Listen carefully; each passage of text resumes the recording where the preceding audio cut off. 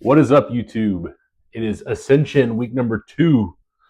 So last week, the first week, I was really going over more like nutrition and what kind of like my food was and how that was going to be going forward. This week is going to be more about working out. Okay, so as of right now, I'm doing a 4-day on, 2-day off split. So that means I'm doing back, chest, shoulders and arms, legs. Take 2 days off, repeat. I've tried a bunch of different ones, and I'm not saying this is the best one, but this is the one that has been working for me for the last, I don't know, I'd say probably like a couple months. Who knows? I might end up swapping it eventually, but as of right now, it's a good split. I'm able to recover properly, which is like a big thing. A lot of people don't focus and prioritize recovery. I'm able to lift heavier every time, so I'm progressing. And like I said, just overall recovery. I haven't been sleeping the greatest, I'm not gonna lie, over the last like month or so. So I definitely feel like taking the volume down per like week to week has definitely helped with like the recovery process of being able to still go to the gym and put in the work, right? Now, a big thing I want to talk about today, and I've talked about it a couple times in different videos, but progressive overload. So what progressive overload is, it can be done in many different ways. The biggest one is putting on more weight, right? So every time you're doing an exercise, you do dumbbell chest press, and the first 2 weeks you do 60s, right? And then you go up to 65s and then 67s and then, or 65s and then 70s and then 75s and 80, and just making sure you're progressing, because I see it all the time. People will do the same weight week after week after week after week after week after week after month, and it's not going to do shit for you. Okay, we got to make sure we're going up somehow, right?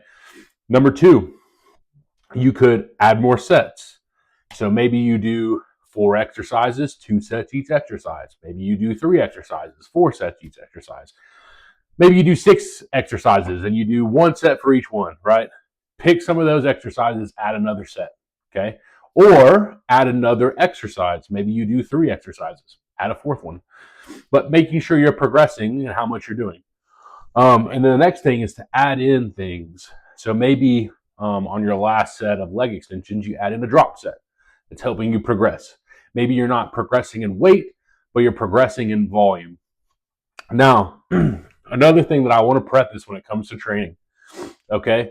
It's funny, I actually talked about someone, so I talked this to someone at the gym today, is training hard. It doesn't matter what split you do. It doesn't matter how long you give yourself to recover. It does not matter if you are not training hard. And I'm going to be honest with you, 80% of people that go to the gym do not train hard. They train to a little bit of discomfort, and that's about it. And they quit and they go, all right, cool. I feel a little bit of discomfort. I'm a little tired. That's it for the day. I'm done. It's not how you want to be doing it.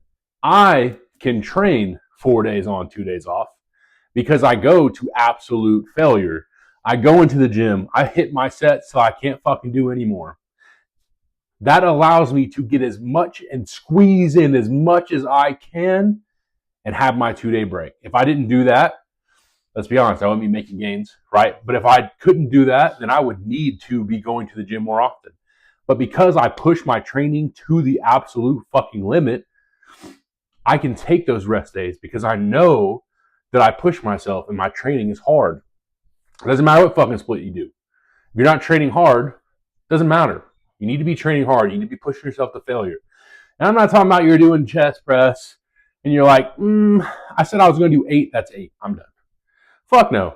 If you get to 8 and you feel like you can do 12, then do fucking 12. And then the next set, you go up and wait until it's 8, right?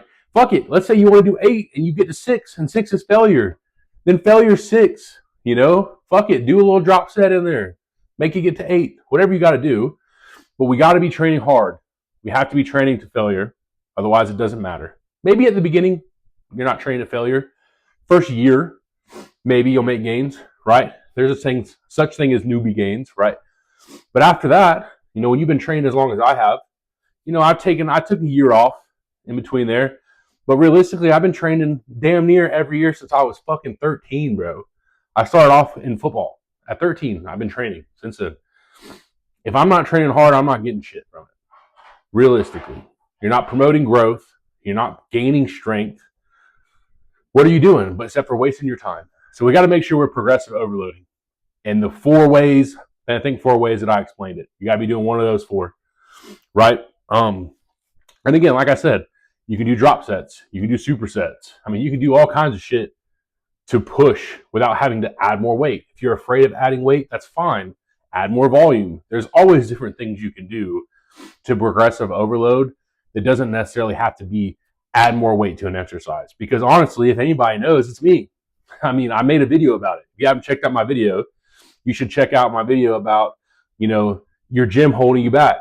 I know what like not being able to add weight is like. I've been to gyms where their dumbbells didn't go heavy enough. So guess what I've got to do? Add in drop sets. I've got to add in supersets with a different exercise to be able to get the progressive overload that I want without being able to just go up in weight. It's a nice problem to have, I guess, right? Now, one more thing I kind of want to talk about when it comes to training, as far as like progressing and kind of what I'm thinking about going forward. So as of right now, like I said, I'm doing back, chest, shoulders, and arms, legs. Repeat. Why did I pick that split?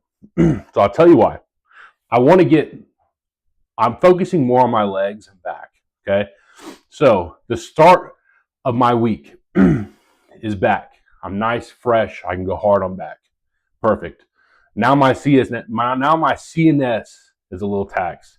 By CNS, I mean central nervous system, because there's muscular fatigue, which is like my biceps are fatigued, my shoulders are fatigued, my back's fatigued.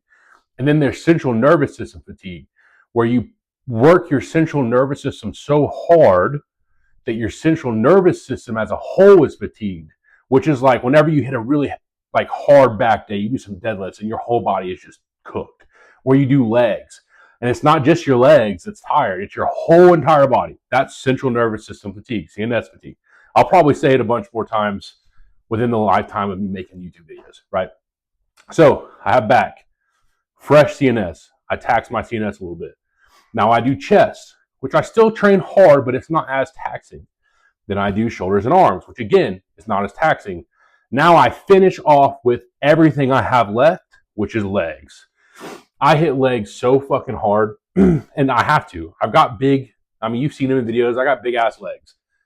And I've noticed if I don't absolutely wreck my legs, I don't see any growth in them. So I used all the gas in the tank on legs, and then I have 2 days for not only me to recover, but my central nervous system to recover and just be prepared for when I come back and hit back again, I'm nice and fresh. Which is why I chose back first, because back is also taxing. So why not do one of the most taxing, aside from legs, first? So I'm nice, fresh, start off with back. Plus, I really like the split, to be honest. Now, I'm not saying I won't change splits, because I've definitely tried a bunch of different ones, and this is just the one that's been working for me right now as far as like my schedule. But I recently transferred to a new location where I work, which is closer to me. So now I have a little bit more time to work out. I have more time in the day to like balance my schedule, because again, I am a parent. So like not only is my workout split, I got to worry about my sleep, if I'm recovering, if I'm able to eat enough, if I have the time to go up there, but also like I got to make sure it's balanced with my life too. I got to make sure I'm not at the gym every fucking day, because Kayla works out too. So we're having to balance out, both of us going to the gym and having our daughter and working and blah, blah, blah, all that stuff, right? But so I can't just be at the gym every day. I don't have time for that. There's got to be days where I can come home so we can get stuff done around the house, right? Because like, you got a house you live in. This is my house, by the way. First time I've actually done a video, aside from funny enough, last Ascension was in my kitchen. Today it's in our living room.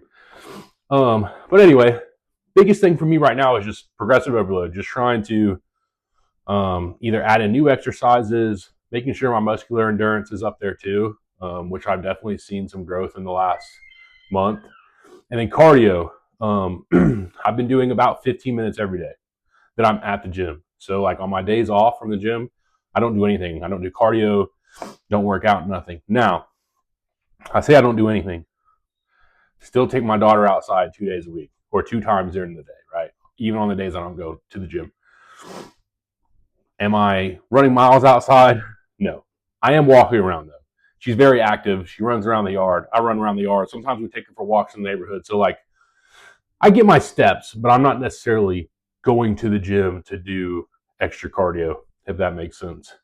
But other than that, guys, if you have any questions about progressive overload, if you have any specific questions about training, drop sets, supersets, what is volume, whatever it may be, no question is a dumb question, right? Leave it down below in the comments and I will look at them. And who knows, maybe I can make a video. Even if it's something small, I can make a YouTube short, just so you get your questions answered. But other than that, I appreciate your time and I hope you have a great rest of your week. Peace.